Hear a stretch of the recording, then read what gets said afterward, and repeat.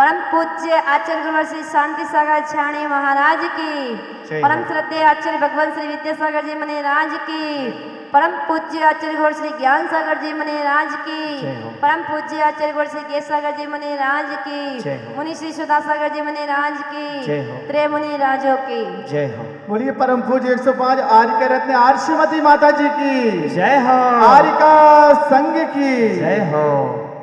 बंदाई माता जी। हाँ आशीर्वाद 15वां काव्य निकालेंगे। आज विधान काव्य पावन 15वां दिन 15वें काव्य के साथ। चित्रं किमत्र यदि ते त्रिदशांगनाभिर्नीतं मना गपि मनो न विकार मार्गम कल्पान्ते काल मरुता चलिता चलेन किं मंदराद्रि शिखरं चलितं कदाचित्।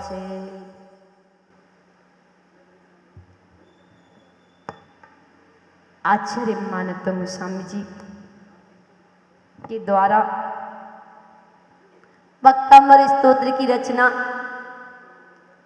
जिसे आप 48 दिवसीय विधान के माध्यम से विधान कर रहे हैं और एक एक काव्य को समझने का प्रयास कर रहे हैं। प्रत्येक काव्य में गागर में सागर समाया हुआ है। अलग अलग काव्यों में अनेकों अनेकों उपमाएं दी हैं। आज आचार्य मानतम गोस्वामी जी अपने भक्ति के माध्यम से अपनी भक्ति को दर्शा रहे हैं। चित्रम के मात्र यदि ते त्रिदशांग नावे, यदि यदि ते माने आपका, मनः यदि आपका मन त्रिदशांग नाभि देवांगनाओं के द्वारा अपि भी, हे भगवान यदि आपका मन देवांगनाओं के द्वारा भी विकार मार्गम विकारी भावों को नानेतम नहीं प्राप्त हुआ। हे भगवान, क्या कह रहे हैं आचार्य मानतम गोस्वामी जी? हे भगवान, आपका मन देवांगनाओं के द्वारा भी विकारी भावों को नहीं प्राप्त हुआ। कितनी देवांगनाओं ने भक्ति करी, लेकिन फिर भी आपका मन चलायमान नहीं हुआ। अत्र माने इसमें, चित्रम किम कहने इसमें क्या आश्चर्य है? आश्चर्य ही क्या है? हे भगवान, आपके सामने अनेकों देवांगनाएं भक्ति कर रही हैं, लेकिन आपका मन चलायमान नहीं हुआ। इसमें कौन सा आश्चर्य है? इसमें क्या आश्चर्य है? कह रहे हैं चलिता चले ना, पर्वतों को चलायमान करने वाले। कह रहे हैं पर्वत हिल सकते हैं, पर्वतों को चलायमान करने वाले।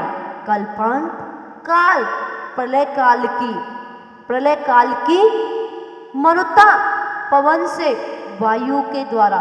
कह रहे हैं जो प्रलय काल की जो वायु है, उस प्रलय काल की वायु के द्वारा किम माने क्या, कदाचित माने कभी, मंद्राद्रि शिखरम कह रहे हैं सुमेरु पर्वत का शिखर यानी चोटी, सुमेरु पर्वत की चोटी।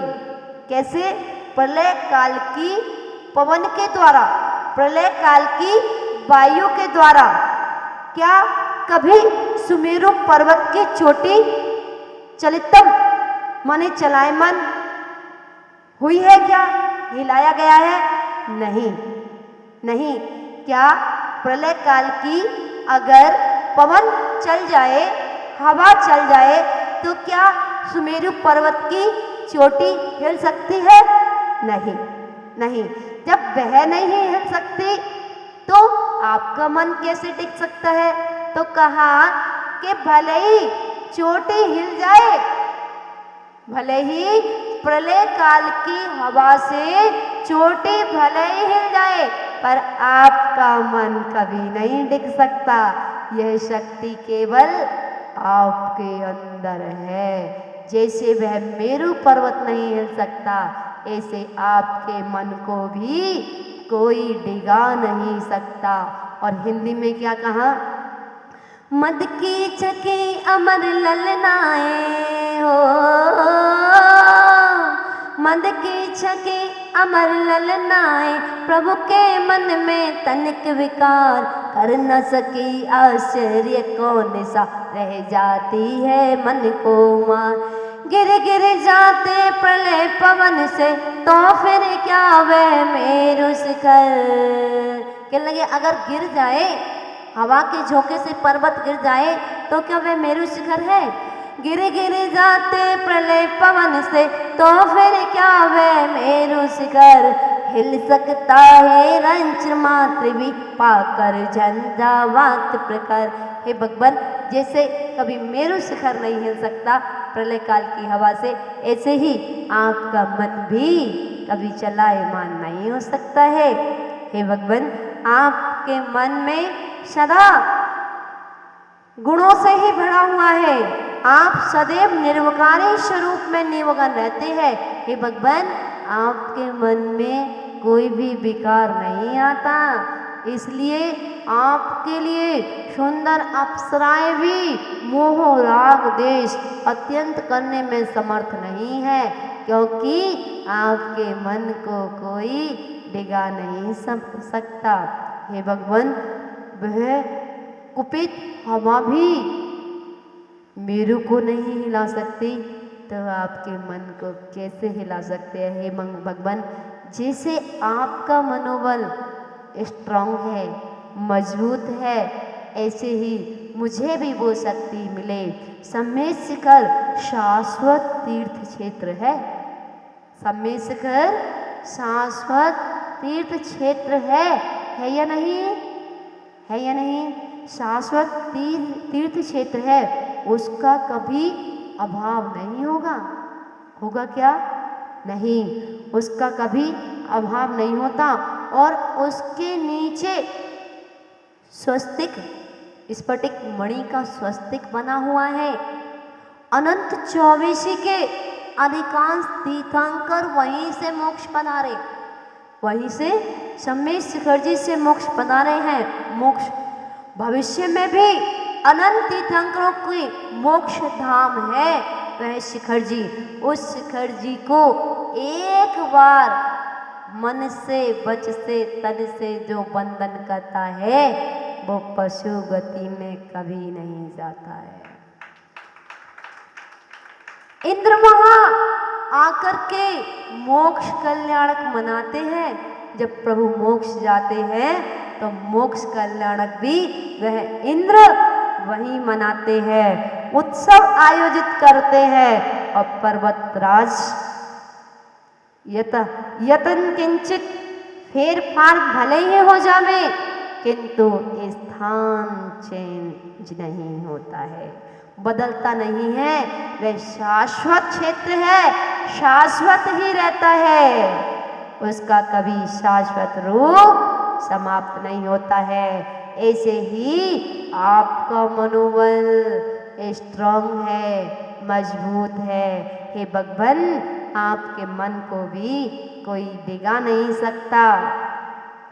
हमें भी जब भक्ति करें तो ऐसे तन्मय होके करें कि हमारे आजू बाजू में ढोल लगाड़े भी बजते रहे, तब भी हमें कुछ दिखाई ना दे, बस तीन लोक के नाद दिखाई दे।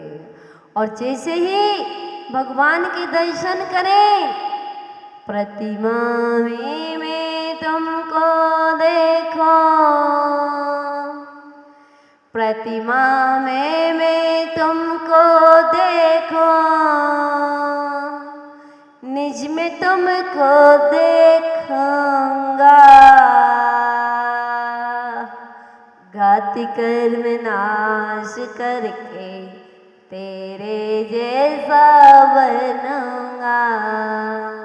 एक बार भगवान को निहारना, देखना, डूबना और कहना, प्रतिमा में मैं तुमको देखो, निज में तुमको देखूंगी, घाति कर्म नाश करके तेरे जैसी बनूंगी। उस दिन सफल मेरा जीवन होगा, पापों से बचता जीवन होगा। जिस दिन प्रभु जी तेरा दर्शन होगा, उस दिन सफल मेरा जीवन होगा। तन में हो, माला फेरो तो तन में होकर, भजन गाओ तो तन में होकर, पूजन करो तो तन में होकर।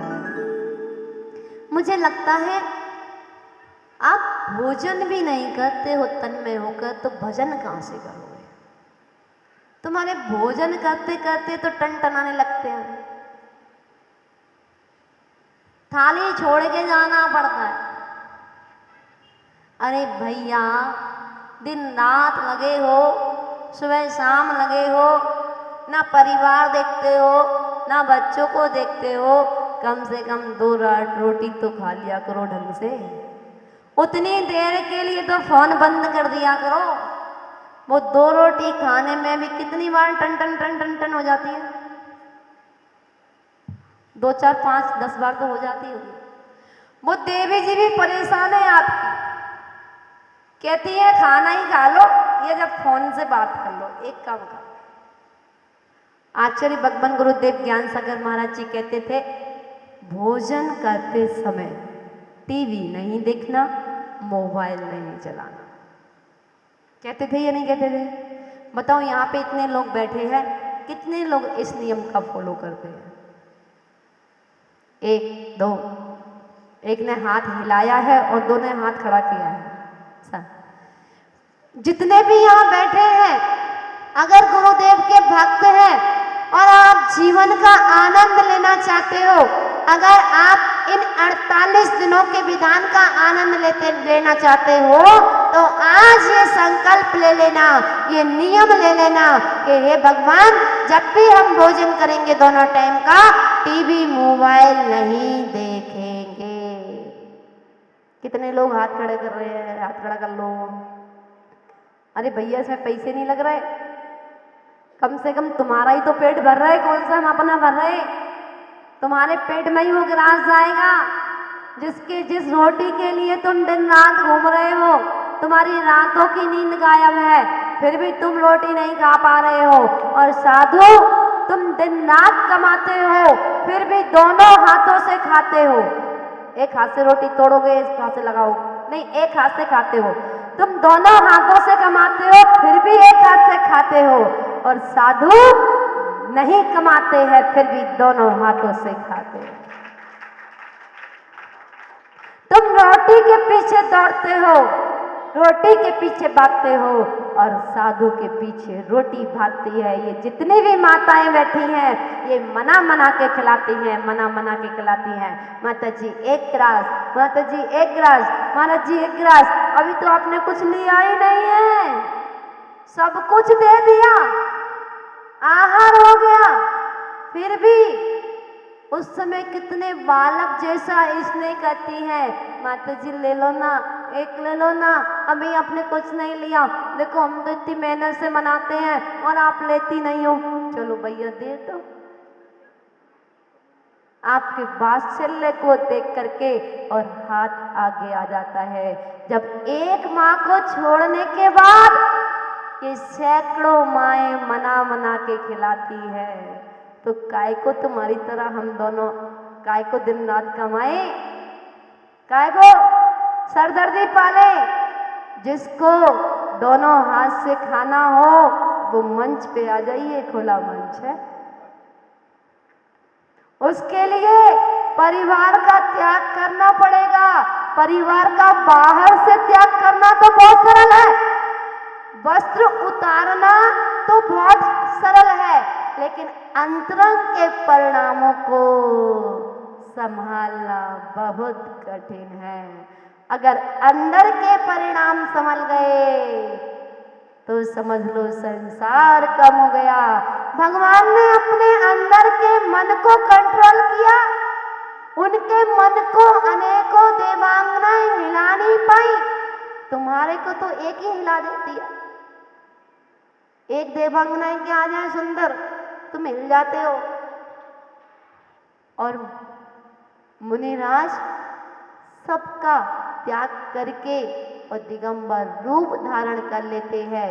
छोटी बालिका को अपनी बेटी के समान, बहनों को बराबर की बहनों के समान और बड़ियों को माता के समान जब मन में भाव आ जाता है तो उस दिन वस्त्र उतर जाते हैं और दिगंबर भेष रूप धारण करते हैं। दिगंबर दिक प्लस अंबर, दिशाएं ही जिनका वस्त्र हुआ करती है उसे कहते हैं दिगंबर। जिनके मन में विकार वासनाएं भरी होती हैं उनको वस्त्र की आवश्यकताएं होती हैं, और जो वासना से अतीत हो चुके हैं उनको वस्त्र की आवश्यकता नहीं पड़ती है। हमें भी अपने मन को स्ट्रॉन्ग बनाना है। आज हमें 15वें काव्य में आचार्य माणिक तुंग जी स्वामी जी के माध्यम से ये समझने के लिए, सीखने के लिए मिल रहा है। हे भगवान, जैसा आपका मनोबल स्ट्रॉन्ग था, पावरफुल, आपका मन कभी नहीं डिगा, ऐसे ही मुझे भी संबल देना कि हे भगवान मेरे पास जितना है मैं उसमें ही संतुष्ट रहूं, आप कांक्षा में ना डूबूं, ईर्ष्या भाव ना करूं, बस जितना मेरे पास है मैं उसी में ही संतुष्ट करूं। और ये भावना भाना साईं इतना दीजिए जामे कुटुंब समाए, और मैं भी भूखा ना रहूं, कोई साधु भी आए तो भूखा ना जाए। भूखा मीन्स बिना आहार दिए मैं वंचित ना रह जाऊं। जिस घर में आहार होते हैं वो घर और घर वाले धन्य हो जाया करते हैं, और जिस घर में आहार नहीं होते हैं वो घर किसके समान बताया भैया? शमशान घाट के समान बताया है। अपने घर को पवित्र करो, अपने परिवार को धन्य बनाओ, जहां भी मौका मिले छोड़ना नहीं। बोलिए पंच परमेष्ठी भगवान की